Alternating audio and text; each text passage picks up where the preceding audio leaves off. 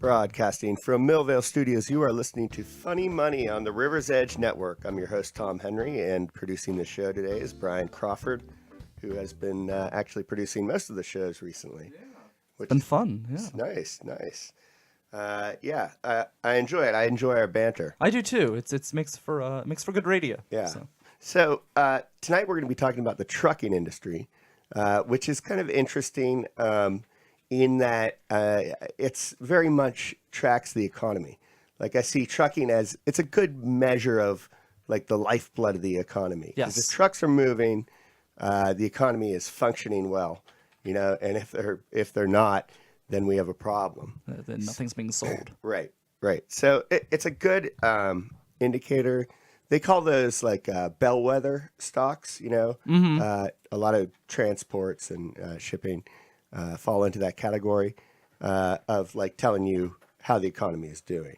So with that said, I want to take a look at two different trucking companies in the sense that one is the largest in the United States, and then the other is significantly smaller, but a company that has grown very rapidly. Mm-hmm. And might have a better business model than the big company. But I actually, I've got to disclose that I own both of these stocks. Okay. And I also want to tell you that I use the sources Wikipedia, Wall Street Journal website, which is WSJ.com. It's becoming a favorite here on Funny Money. And jbhunt.com, which is the company's website. Okay, so JB Hunt is the symbol is JBHT, and it starts out with, as you might expect, Johnny Bryan Hunt. Okay, he was born in Heber Springs, Arkansas, in 1927. Growing up in the Great Depression put a huge strain on him. His first job was working for his uncle in his uncle's sawmill, so that his very family could survive. I mean, it was that tight. So they were like, work, boy, work. In working in a sawmill, that's kind of a stressful job right there. Yeah. Cutting all those logs. You could get a digit shaved off so easily. Yeah, I'm sure you could get a splinter too. Yeah. I'm sure that could happen. All right, so he worked in the sawmill. Then after a brief stint in the Army, Hunt spent the 1950s as a lumber salesman, and he's familiar with that business, an auctioneer, and a truck driver. Okay, before starting a business with his wife, Janelle, selling and shipping rice hulls by truck in 1961. Do you know what rice hulls are? I do not, no. Okay, I didn't know either, so I had to look it up. They're like the outside, the stalk or shell of rice, grains of rice. Oh. What would you use something like that for? So use it for fertilizer, and also in construction they used it. It had several economic uses. So this rice hulls company, they were moving them by truck. So he kind of looked at it more from the perspective of a trucking business than a rice hulls business. Okay. But it turned out to be a flop. He lost $19,000, which is a lot back then. We're talking 1961. But he returned to the trucking industry in 1969 with 5 trucks. He's better financed this time, and 7 refrigerated trailers to support the original rice hull business. Okay, and called it by his name, J.B. Hunt, Johnny Bryan Hunt. Why is it like everybody with a J in their name? They Like those are the people. Yeah. Like J.R., J.B., J. Yeah. Yeah, right. It does seem like yeah. that. Why is it? Why is that? I don't know. Get Maybe that. it flows more freely. G.W. Bush. Yeah. G is similar to J. Like J.G. Wentworth, Yeah. 877 cash now or something like that. Yeah. Right. Isn't in J.P. Morgan? Yeah. Is there Chase? Isn't Chase J something? Isn't that? Well, it's J.P. Morgan Chase. That's right. Okay. Because they acquired That's them. right. Yes. It used to be Chase Manhattan Bank. Okay. So J.B. Hunt, he came back at it. 1969, he's got 5 trucks, 7 refrigerated trailers. And so he starts out supporting the rice hulls business. And soon the company, he was good at moving the freight. So soon he was shipping for other companies too. So he's shipping different products for other businesses. And it just became a trucking business, not specifically a rice hulls business. Okay. So then by 1983, all right, so the company has been in business for a while by then, J.B. Hunt had grown into the 80th largest trucking company in the U.S., and it did $63 million in revenue. So that's a big deal. And at that time, J.B. Hunt was operating 550 tractors, 1,049 trailers, and had about 1,050 employees. So, another important thing to remember is that there was an opportunity for J.B. Hunt to start a trucking company at this time, in that trucking had just been recently deregulated. So, you could privately do all these routes without... They pulled a Trump. Yeah. Deregulated. Right. You don't have to, get official approval for every route you go and everything like that. So which I think is a good idea, in the sense that, like, it's not just a privileged few who get like an oligopoly on the trucking routes. Yeah. Then they'll overcharge. So anyway, he came into the industry at a good time. And he has good business instincts. And he learned from his flop, the first one. So today, J.B. Hunt is the largest trucking company in the U.S., with annual revenue of over $10 billion. Okay, so very much dwarfing where they were in 1983. It primarily operates large tractor trailers throughout North America. And the company currently employs over 16,000 employees. Oh. It has more than 12,000 trucks. The fleet boasts over 47,000 trailers and containers. All right, so this is a big trucking company. Yeah. So if you, part of the way I think of investing in a company like this, that's a very big company, and it deals with a core, like, bellwether industry in the United States. The way I see that is like, it's like just investing in the economy almost. Okay, so... But that's a good question. But that brings up a question that I have. If that's the case, is there really much room for growth? I feel like it's got to be somewhat steady. But I would guess you might have some ups and downs based on how the economy is going, but it's not going to be super crazy, because even if the economy's down, people still need to buy like groceries, or they still have to buy some things. There's still there'll be some trouble. Okay, but this it tracks the economy, but it has a higher beta than the economy, meaning that if economic growth one year is 3%, this company probably do 12% growth, something like that. But then if it's negative 3%, then the company would be down 12%. Okay. So meaning that would be a beta of 4 times. Because it would be 3% times 4 equals 12%. Okay. So the beta is how much the stock moves as the economy moves. So, it's actually as the S&P 500 moves. Oh. All right. So, so there's a huge company now, 12,000 trucks. And an important part of the company's success, is because it had been a leader in technology. A lot of firms that are in the top of their industry have succeeded this way. So, for example, in 1989, J.B. Hunt started partnering with railroads to offer intermodal service.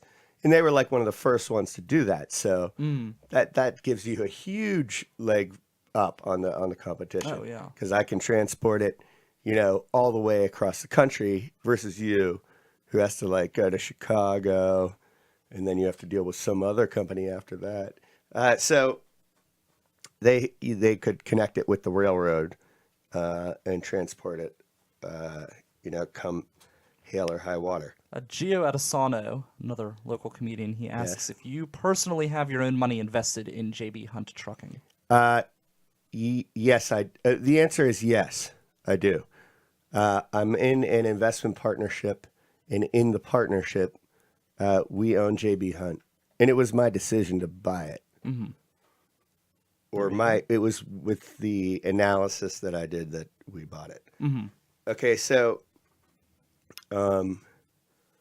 today, so the intermodal transportation was developed like in 1989, but today 61% of the company's revenue and 71% of its profits come from intermodal.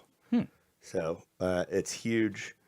They provide a whole range of tools to manage freight shipments online now. Mm-hmm. This is demonstrating how now they're also still a leader in technology. They use GPS to track and monitor each shipment's progress to easily and also easily obtain proof of delivery. Now, here's an interesting thing. Today, and this I think this started in 2014. Mm-hmm. They're working with Peloton technology to allow a one driver. So this is like driverless cars technology to some extent, except a little different. It's called a convoy technology. So you have one driver and like 8 trucks, and the 7 trucks automatically follow the first truck. Okay. So they have this technology. So wait, they're driverless. The trucks. The other trucks are driverless. Wow. Correct. That's they can do frightening that. because what if something goes wrong and then all of a sudden you have a car like flying? What if somebody like tries to like sneak in between the two? What if the first truck crashes? What happens? Yeah, do they like all crash? Do they all just start like going zigzagging all across the highway? I do not know, but I'm sure they thought of that. I don't like it. So it's an idea that they're trying to get. They're getting it. It's still for the future, but. They're getting there in California, Nevada, and Florida, where driverless cars are legal. They can use this technology. So they're really close to seeing these JB Hunt convoys of, Do they plan on doing it like via satellite or internet, or how do they plan to?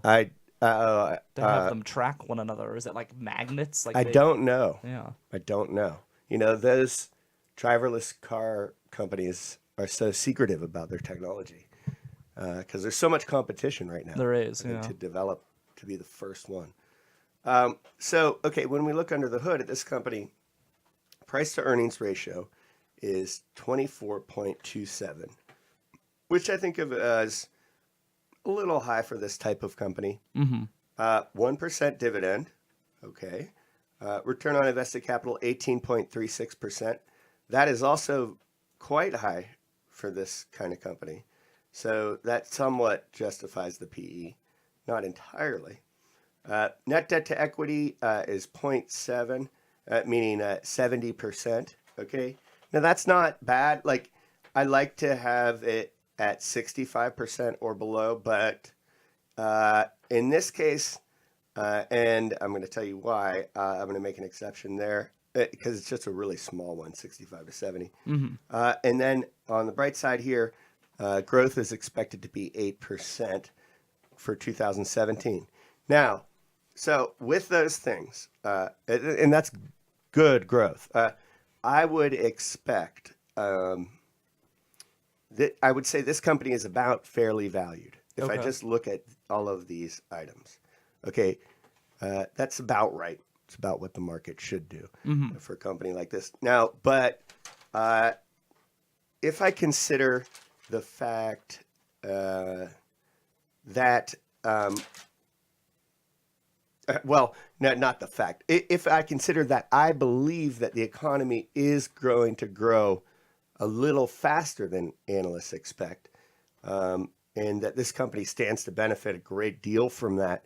And I think that people are overlooking the impact of sustained low gasoline costs because the whole thing, everyone's expecting it to go back to 100, but it's been 50. It's been 50 for a long time. It's been right in that range, or 50 to 60, I guess. Well, the one thing 50 about to this 55. company too, at least long term, what I look at, they're looking at this technology and advancing. So even with the change in maybe the way that we drive in the future as we become less dependent on fossil fuels, I feel like a company like this would be on the forefront of that versus tagging behind and trying to catch up. Right. Yeah, they would be. So that's definitely another reason. Right. You want someone who's on top of things. And this is a company that has made it routine to be on top of things. So I like it. Yeah, I like the management. J.B. Hunt, by the way, passed away in 2007. He's no longer the CEO, but the CEO has a good track record. Was he the CEO until the bitter end? No. He retired as CEO, I think, in 1995, actually. But he stayed on the board. Sure, yeah. Maybe till the bitter end. I imagine like you would want some hand in the company that you built, but I feel like if you're managing something that large, You have to work eventually, that hard. yeah, eventually you're gonna be like, screw it, I'm going to the beach or something, Yeah, right. Once you take one of those driverless trucks down to the beach. And, right. Yeah. He hand the baton off to your son or whatever. But in this case, he did not. It was another guy. So with that, net, I think it's a good buy, and I think it's a good buy because of two things: economic growth and sustained low gasoline costs, expenses. So the margin's bigger. So I think it should be. I think that a fair, what looks like a fair valuation, is actually a little cheap. So it's going to grow nicely. I would buy it. It's good for a speculative buy. Maybe not like throw everything in, but a small part of your portfolio. Yeah. All right. Sense. So when we come back, we're going to do a quick little break. I'm going to talk about Knight Transportation, which is an interesting story. Knight with a K. Yeah, Knight with a K. Hey, listen up for some sweet pizza discounts. The River's Edge is partnering with Frank's Pizza and Chicken to offer you 10% off your ZA. That's short for pizza. Seriously? ZA? What? Anyway, mention you heard this ad and Frank's will give you 10% off your order of $15 or more. Oh my god, have you tried their famous buffalo chicken pizza? Oh, don't even get me started. Can you name all 4 Frank's locations? Millville, obviously. Troy Hill, Shaler, and North Hills. Gold star. Anyway, support the River's Edge radio network by ordering from Frank's Pizza and Chicken the next time you get hungry for some ZA. And don't forget to mention you heard this ad so you get your 10% off.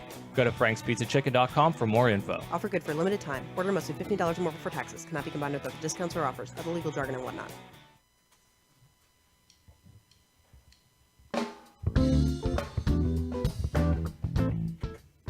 Okay, welcome back. And the next company we're going to talk about is Knight Transportation.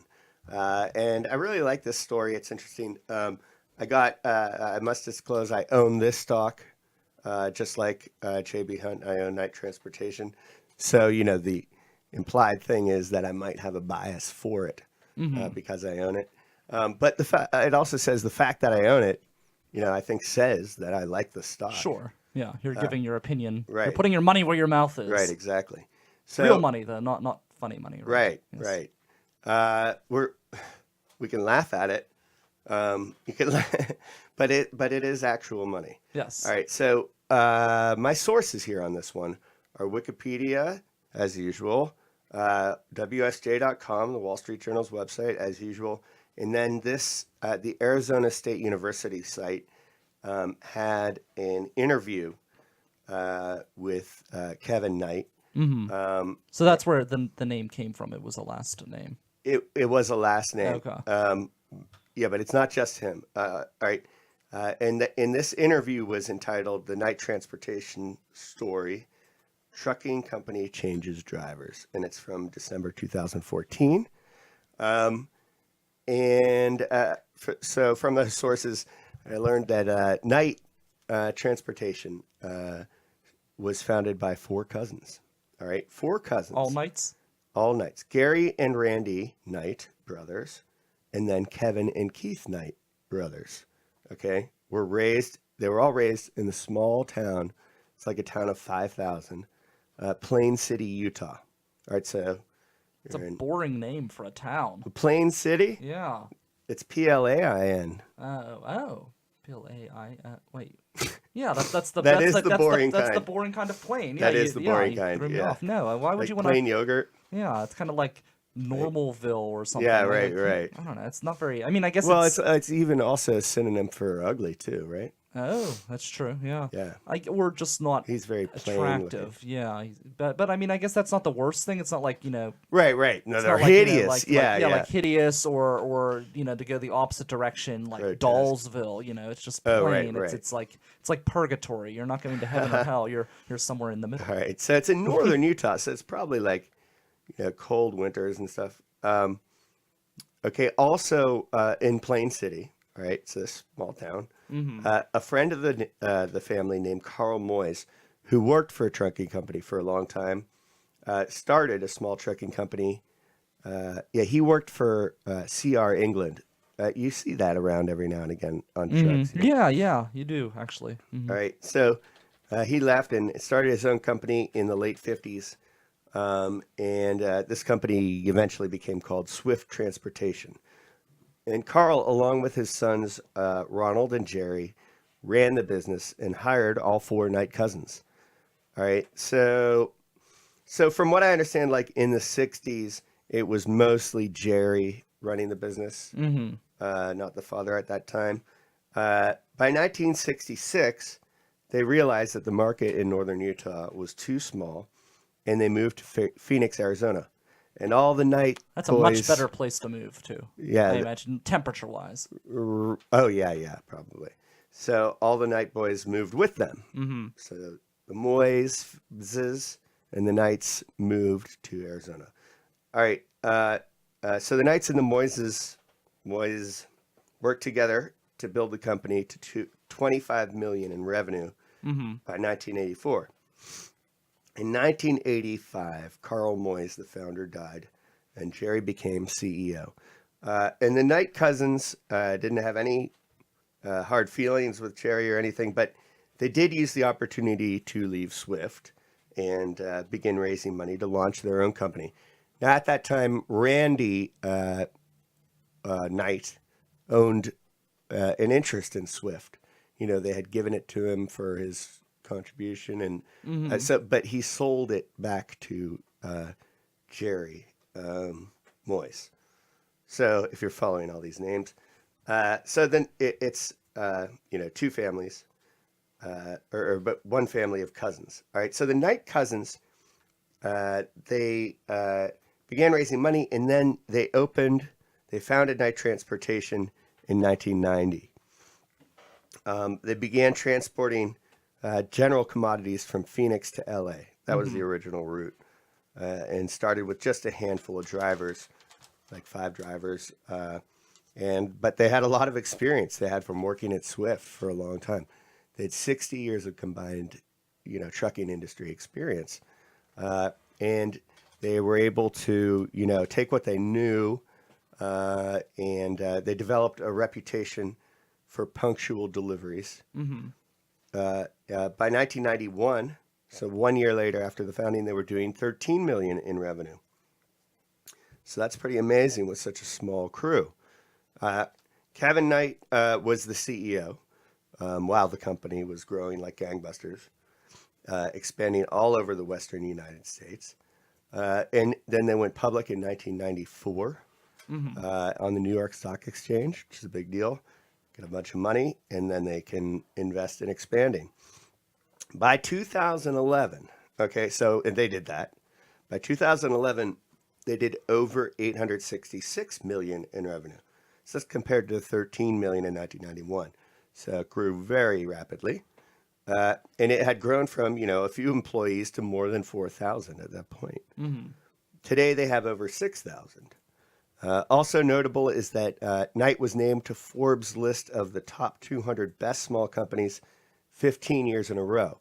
Oh, wow. The reason that stopped is because they stopped qualifying as a small company. Yes. And that ended in 2009. That's a good thing. That means they Yeah, had right. growth They and graduated to the next thing. But and it says a lot. One of the best small companies, 15 years in a row. Clearly, it was well managed. One of the things, and now this is their secret. After reading the interview with Kevin Knight, he said we learned to operate very conservatively by working at Swift Transportation, because Jerry Moyes was apparently very conservative and I'm not talking about politics here. I'm talking about financially. Financially, so that he would never get very much into debt at all. So they did that also. And he said, as a result, we learned, from Jerry's example, how to have a balance sheet that can weather the storm. And I think that's such an important lesson. So many CEOs of public companies these days, unfortunately, they kind of like want to shoot the moon. Yeah. They want to let's get a whole bunch of debt, buy more companies, and we'll either be number one in the industry or we're going to be broke. Yeah. So that's really dangerous and short-sighted. But, for them, they think, well, I would be like the greatest CEO in the world, and, It's an ego and if thing. I lose, I get fired. Maybe the I get a golden job parachute. as someone else as a CEO. Yeah. Maybe you'll get the golden parachute, and then I feel like Right. sometimes that's almost better. You get all this cash, and then you don't have to work. Yeah. But, in this, for a public company, it's a very refreshing attitude. So I like that a lot. All right. So the PE is, the price to earnings is 26.74. Again, it's very similar to JB Hunt. And I think that's high for the trucking industry normally. The dividend is 0.78%. Return on invested capital, 11.34%, which is too low for a company that has a PE of 26.74. But, you weigh the good with the bad. And here comes a real good one. And that is that the net debt to equity is not even 1%. Oh, So really almost no debt. So, and that's very unusual for a trucking company. Really? So you can rest assured the economy could tank and you're not going to lose all your money. In fact, this company could recover brilliantly. It can weather the downturn. JB Hunt's at 70%, which is, it's probably going to weather the downturn too. But this one, is really in financially a strong position. Growth is only expected for 2017 to be 2% for their earnings growth. However, I have a feeling that they're going to beat estimates and do better than that. So I do like the stock. Once again, if you look at the stuff, it's about fairly valued. Well, yeah, the return on invested capital is a little low, but so is the debt. So that makes up for it. Okay. So it's about fairly valued, but I like the industry. And in this one, I like diversifying. So I have Knight and JB Hunt because, you get a really big one and then you get more of a mid-sized one. Knight is at a $2.5 billion market cap company. JB Hunt is a $10.25 billion company. JB Hunt stock, by the way, has gone from $71.50 in 2014 to $92.58 today. And, similarly, Knight has gone from $23 to $30.75. So I like them both. They represent, different parts of the industry. And I do like the industry because I think growth and fuel prices are going to drive good earnings. So it's a good place to buy. It is definitely. So you have 2 thumbs ups. And with that, we're out of funny money, folks. All right.